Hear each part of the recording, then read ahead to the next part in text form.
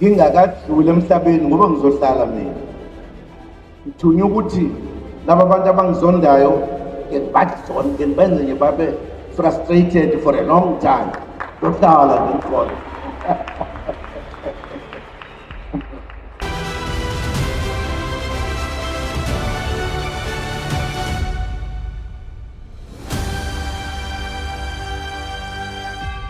Jacob Zuma, once hailed as the liberator of the marginalized, is now remembered as a leader who played both sides of the political spectrum, reciting true socialist rhetoric while quietly building a legacy of personal wealth. His political career is a paradox that leaves us wondering, did he serve the people or his own ambitions? People want everything for themselves. Don't worry about others. Others must starve, they must have everything. They sang a song, what a system, what a crime. We can't mend it, we must end it now and for all time. In a city on a corner dwell the magnates of the land, where in glory and in splendor dwell the magnates of the land. Up above the mine compound, if he joins the picket line, is a labor agitator, and his life is not worth a damn.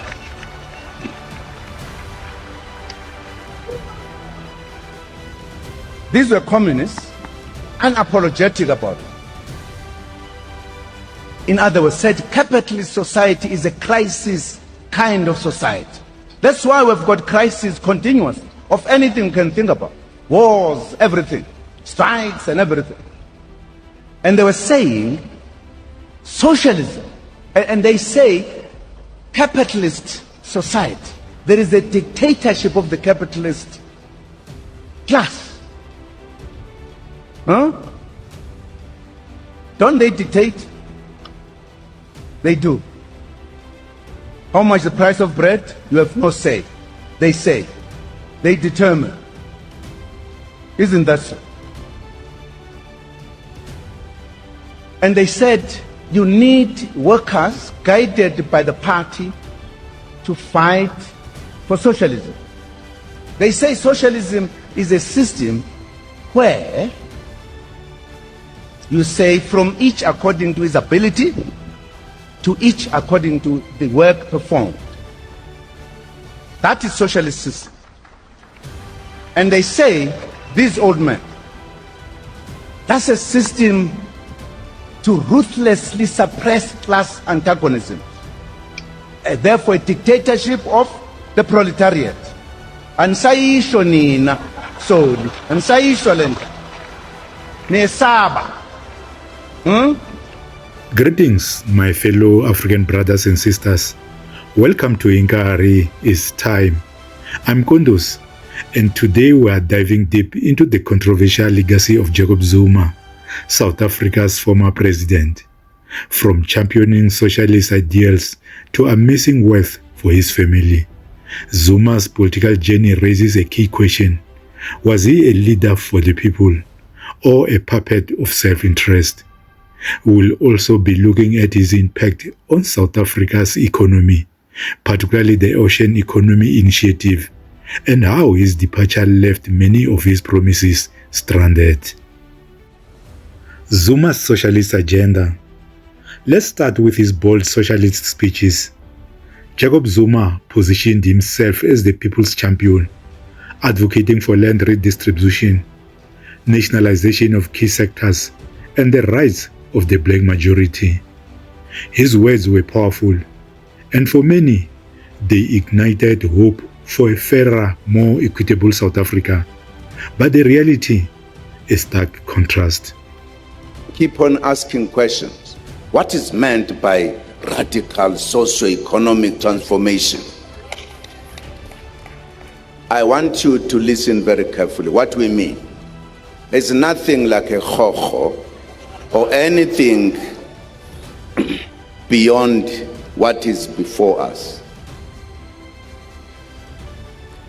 By radical socio-economic transformation, we mean the fundamental change in the structure, systems, institutions, and patterns of ownership, management, and control of the economy in favor of all South Africans, especially the poor, the majority of whom are African and female.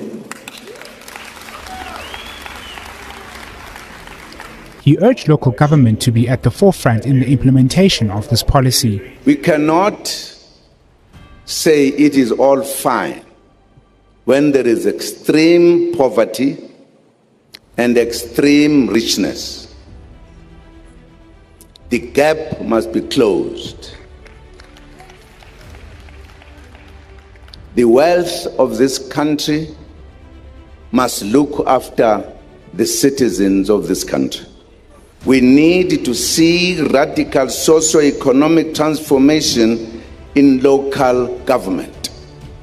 And that's why I repeated this passage, because I want you colleagues to internalize this. Well, that is an objective. Why we live, we govern, is not just for the sake of it, is to satisfy the citizens of this country. The accumulation of wealth. Behind the speeches, Jacob Zuma's own financial empire grew. His family became synonymous with wealth accumulation, with the Gupta family at the center of it all. While Zuma spoke of economic liberation, his actions often align with the elite, consolidating wealth for himself and those close to him. The hypocrisy is glaring. I didn't even know how they looked like until he showed me the face of Guptas. I was just being elected at that conference as treasurer. You know, the challenge for the treasurer of the ANC in December is that you've got your monthly expenses and you've got January 8th expenses. So, and when I walk in there, I don't want to talk much about the finances, but they didn't look very impressive. That's how I would want to put it. So he said to me, follow me. I follow him. And I did not know where I'm following him to. And he led me to this big gate, wooden gate. They opened like a palace. And I walked in with him, and I found this gentleman, Atu, Tony, and his other brothers. I had never seen them before in my life. And then he introduced them to me. He says, they might help you to raise funds as treasurer. I said, oh, welcome. I want every cent I can find to deal with the debts in the party and to get the party good machinery oiled and going. But he left us there, and the first thing they said, I said to them, guys, let's put together 10 top Indians in India. You know them. Let's get them to give me checks. The checks were still there at that time. They said, no, we'll do it. Let's go to Dubai, open an account, and of course, get the money in. We went after they opened the account, and Tony says, Gigi, listen, let's agree. 1/3 of this money is ours, the Guptas. The other 1/3 is for Baba. The third 1/3 is for the ANC. I was enraged. I was angry. I said, no, it cannot be like that. I'm only raising money for the ANC, not for you or any other individual. I politely walked away, took the first plane to South Africa, and never saw him again. Operation Phakisa, the lost dream. Now, let's talk about Operation Phakisa, one of Zuma's key initiatives meant to unlock the potential of South Africa's ocean economy. After his removal, we have heard little to nothing about his progress.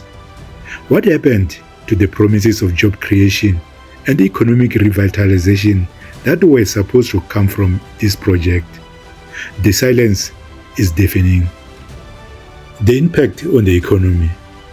Zuma's meddling with the economy, largely dominated by white monopoly capital, didn't bring the change many had hoped for. His policies, though seemingly progressive on paper, did little to break the hold of corporate giants on South Africa's wealth. Instead, they strengthened the ties between state power and business, but only for a select few. Mr. Zuma, the term radical economic transformation and white monopoly capital are terms that were invented by Bell Pottinger, a PR firm in London. And in fact, they've been shown that these are terms designed to empower a very connected elite at the expense of building an economy that includes more South Africans, black South Africans, particularly people in rural communities. And Mr. President, unemployment in rural communities has in fact risen under your presidency. Now, instead of listening to Landa and Bell Pottinger, surely it would be to your benefit to listen to rather King Goodwill Zwelithini on what he proposes to empower rural citizens. In fact, he says that Goodwill Zwelithini says that to give South Africans secure title deeds for their own land is the best way to empower them. Would your government support this statement and put programs to assist, or listen to Bell Pottinger? And you assist. The Honorable the President. Don't raise things that are controversial. You use the words that come from London in the whole speech that we've made now. English. You say other people should not use those words. Supporting the king, Kasusutu ring, how do you support the king? You speak English, you take it from England. These are the words. There's no difference. Radical economic, if it comes from London, what you are saying comes from London. Why do you use it? If other people must not use that language. My babo. Hey. Mr. My Man. Mr. My Man. Radical economic transformation means you change the economy from the manner in which they're operating, deal with it in such a way that they're able to address the needs of the country for all South Africans. At the moment, they are not. You need to be radical to bring that change. Exactly. And this is in English, just like the English you are speaking. There's no harm about it. Zuma's political legacy is complex. He preached socialism while quietly building his family's fortune. He made bold promises to the people. But as his time in office went on, those promises faded into empty rhetoric. His impact on the economy, particularly with projects like Operation Phakisa, remains largely unfulfilled. The truth is, Zuma will never be president of South Africa again. And that is a dream that we must make sure stays wet. Do you believe Zuma's action aligned with his words? Or was it all just a game? Drop your thoughts in the comments below. Don't forget to like, share, and subscribe to Inkari. It's time for more political analysis and updates. Stay informed, and let's continue the fight for a truly liberated South Africa. Thank you for watching, and take care.